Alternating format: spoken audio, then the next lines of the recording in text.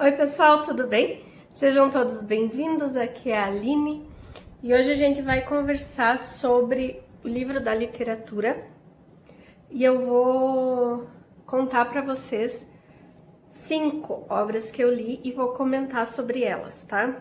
Eu fiz um vídeo esses dias aí mostrando para vocês, folheando e mostrando direitinho essa obra e toda a divisão cronológica que foi feito nela.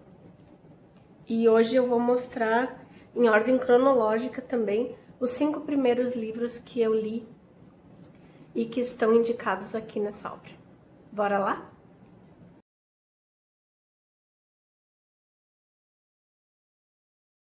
Eu já falei sobre esse livro aqui também e assim como no 1001 Livros para Ler Antes de Morrer, ele serve como um guia para mim de livros, de obras e clássicos famosos, e eu só vou marcando os que eu realmente tenho interesse de ler, tá? Eu vou mostrar para vocês conforme, em alguns vídeos assim, o que eu já li e o que eu vou lendo. Então eu comecei cronologicamente para ficar mais interessante. Eu gosto, assim, pelo menos, tá? Esse livro vocês ainda conseguem comprar, ele tá de bem fácil acesso. Tem diversas livrarias, na Amazon também tá disponível, tá? Então vocês podem, quem tiver interesse, encontrar para dar uma olhada também. E eu vou deixar aqui no link o vídeo que eu fiz folheando ele para vocês, tá? O primeiro livro que é indicado aqui é a Epopeia de Gilgamesh, Ele que o Abismo Viu. Eu li ele o ano passado e eu achei uma leitura bem interessante, porém ela não é muito fácil, porque esse livro aqui, ele é a transcrição de tabuinhas, né, que foram encontradas ainda em escrita cuneiforme. Então, tipo, tem falhas nas tabuinhas e não há tradução para algumas linhas. Mas ele vai contar a história do Gilgamesh, que é um ser muito forte, que vai encontrar um amigo. Na verdade, assim, ele não conseguia, ele era muito forte e ninguém vencia ele. Então, um povo que era meio que rival dele encontrou um ser na floresta tão forte quanto ele. E eles resolveram fazer esse ser se tornar mais sociável, digamos assim, porque ele vivia no meio dos animais, para que ele viesse a conviver em sociedade. E acontece que ele e o Gilgamesh vão ficar muito amigos. E eles vão sair, assim, numa jornada, os dois juntos. E nessa jornada, em determinado momento, eles vão se separar. E o Gilgamesh vai contar para nós aqui sobre o dilúvio, aquele mesmo dilúvio que é narrado em tantos outros livros tão antigos, inclusive na Bíblia. Aqui também vai ser comentado esse dilúvio. E ele vai trazer diversas coisas assim dessa cultura mesopotâmica e nos dando pistas de como esse povo vivia e como esse povo tinha a sua cultura. A gente vai ver aqui um povo que vive da agricultura, é bem primórdio mesmo, assim, primeiros povos mesopotâmicos. E eu achei super interessante, embora fique algumas falhas na transcrição da escrita, pela tabuinha tá rachada, enfim, mas é super interessante, sabe? É uma visão bem diferente de mundo. E a gente encontra nessa escrita, a gente encontra algumas semelhanças com histórias que a gente tem também dessa tradição de história oral, que também aconteceu aqui na América Latina. Então a gente consegue fazer uns links assim de povos antigos que acabaram por descobrir as mesmas coisas, mesmo estando em lados totalmente opostos do mundo, sabe? E em períodos diferentes, conforme essas civilizações iam crescendo. É muito interessante, né? Eu sou apaixonada por história e eu me empolgo demais assim quando eu tô lendo alguma coisa histórica, né? Como foi a descoberta dessas tabuinhas em escrita cuneiforme e como elas foram passadas, transcritas, e a gente tem essa obra aqui. Se você tiver interesse em ler, eu acho que essa é a melhor edição, tá? Essa da Autêntica, porque ela tem bastante conteúdo extra, além do texto em si, tá? O texto em si, ele é bem curtinho, não sei se eu marquei, mas deixa eu mostrar para vocês. As tabuinhas que foram encontradas, tem até um outro livro que é só as tabuinhas, tá? Mas aqui a gente tem material complementar que vale super a pena. Ó, as tabuinhas encontradas, deixa eu virar aqui para vocês. É isso aqui da obra, tá? Esse tantinho aqui só são as tabuinhas, tá? Demais é tudo material complementar. Então, esse livro aqui vale super a pena. A segunda obra que eu li, tá? Que ele vai falar aqui, é a Ilíada, de Homero. Eu li Ilíada há muito tempo, no início da faculdade ainda, e há pouco tempo eu comecei a ler as notas que tem nessa edição da Penguin.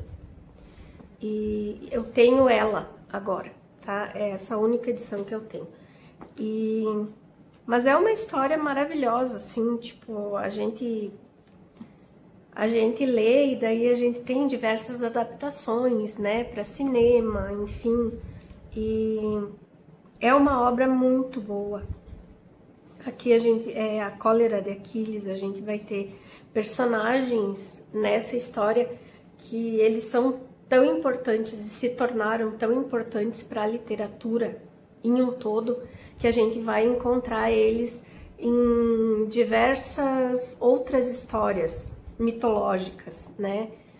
Aqui a gente vai ter Aquiles, aqui a gente vai ter o Paris, aqui Ilíada é a história contada da guerra de Troia contra Esparta, pelo sequestro, não necessariamente só por isso, né? Mas também pelo sequestro da princesa Helena, que era casada com o rei Menelau em Esparta, e o príncipe Paris de Troia vai acabar raptando ela. Raptando não porque ela vai por livre e espontânea vontade, mas enfim. É motivo para o rei Menelau pedir para o Agamenon, que é o irmão dele, para eles criarem toda essa guerra contra Troia. Acontece que a guerra dura cerca de 10 anos, mas aqui nesse poema épico a gente vai ter a história só dos últimos meses dessa guerra, né? Que é quando a gente vai ter alguns eventos que vão levar o Aquiles a resolver enfrentar essa guerra, e a gente vai ter aqui personagens como Aquiles, como Ulisses, como Heitor, que é o irmão do Paris e é o melhor guerreiro de Troia, a beleza da Helena, que serviu de inspiração para diversos poemas mais tarde durante a Idade Média. Então esse poema épico ele acaba sendo uma base muito sólida de tudo que a gente vai ter depois no Renascimento e que vai surgir sobre arte, né, após a Idade Média. E é uma obra maravilhosa, quem puder, tá, dê uma chance. Essa edição aqui da Penguin, ela tem também bastante nota, tá? Ela vem com bastante conteúdo extra. Vale super a pena também, tá bom? A terceira obra que eu li, que esse livro traz, é Édipo Rei, do Sófocles. Eu li o Édipo Rei, mas eu não tenho mais a obra. Agora que eu tenho é essa aqui, que tem 4 histórias: Prometeu Acorrentado, Édipo Rei, Medeia e as Nuvens. No Édipo Rei a gente vai ter a história de um jovem, é uma peça de teatro grega, né? Que vai nos contar a história de um jovem que, quando nasceu,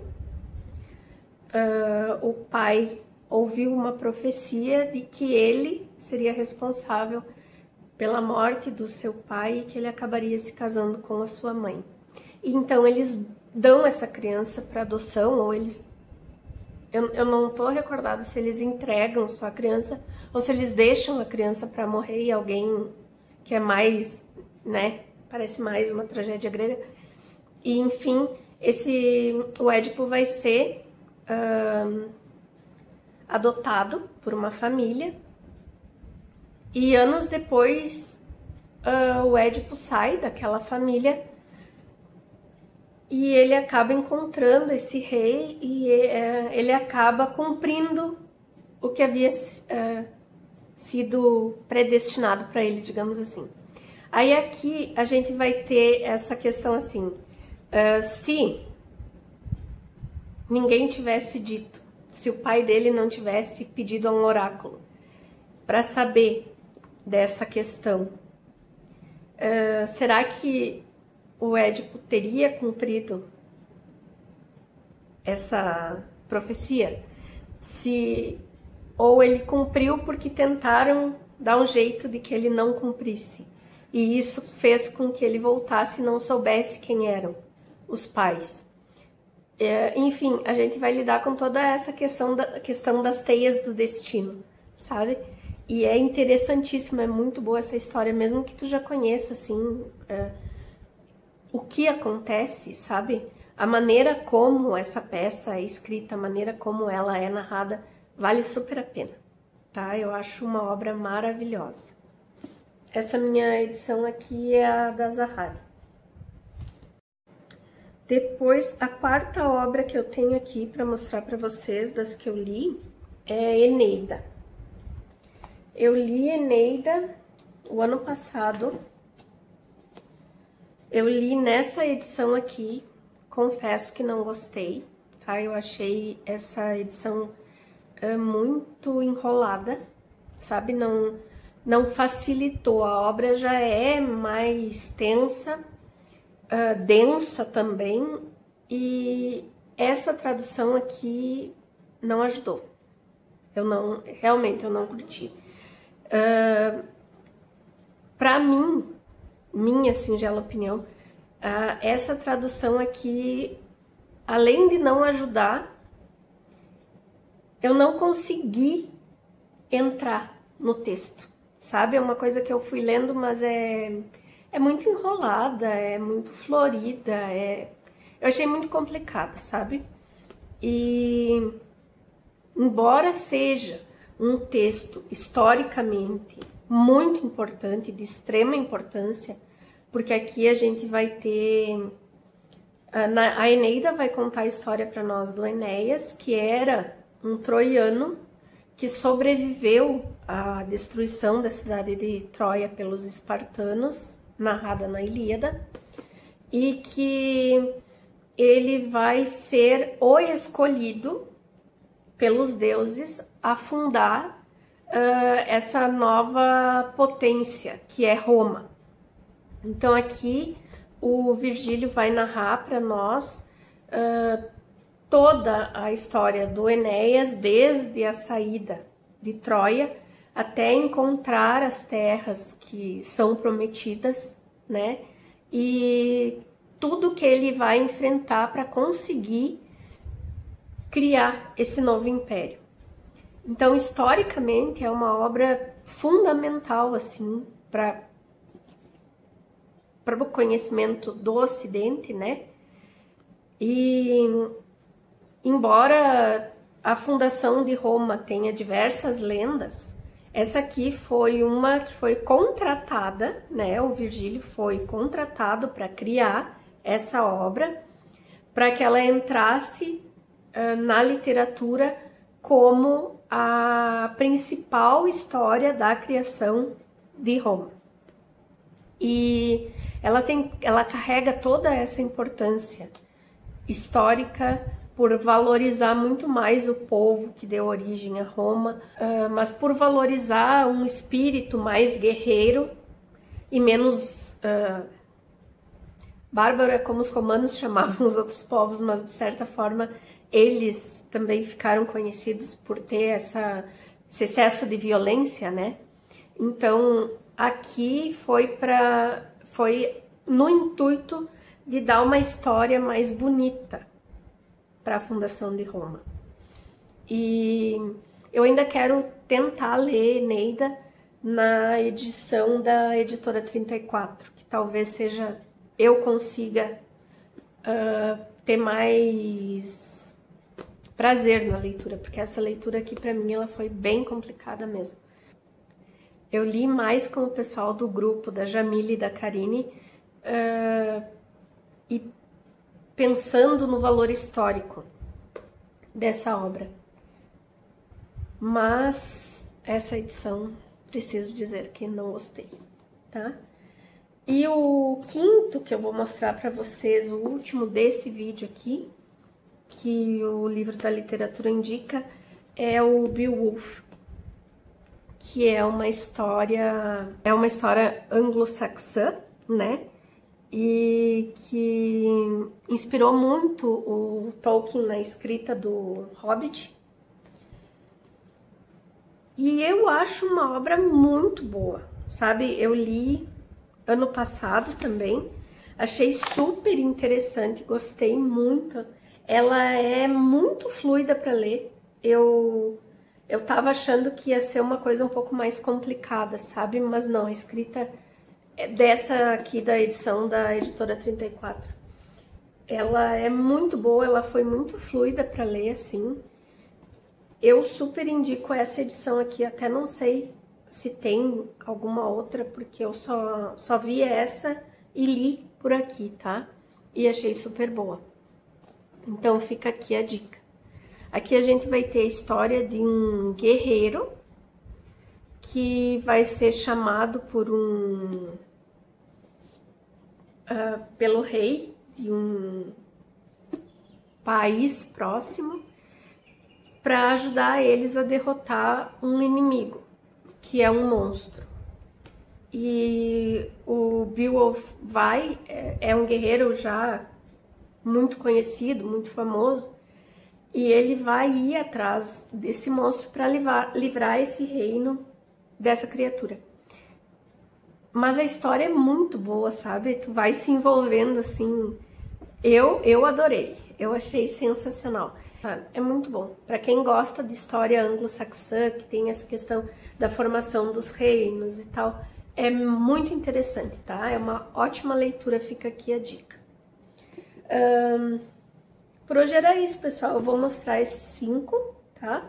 Daí, daqui a um tempo eu faço de mais 5. E assim eu vou indo em ordem cronológica, falando para vocês o que eu achei, tá? Das leituras que eu tô fazendo, baseadas na lista desse livro aqui, da literatura. Tá bom? Obrigada por ficarem comigo até aqui. Deixa um legal aí pra mim, que me ajuda bastante. Se tu conhece alguém que gosta desse tipo de vídeo também, envia, compartilha, que me ajuda também bastante. E comenta aqui comigo se vocês já leram alguns desses livros ou se tem algum que vocês têm mais interesse e gostariam que eu falasse um pouquinho mais. Tá bom? Beijos e até a próxima. Tchau, tchau!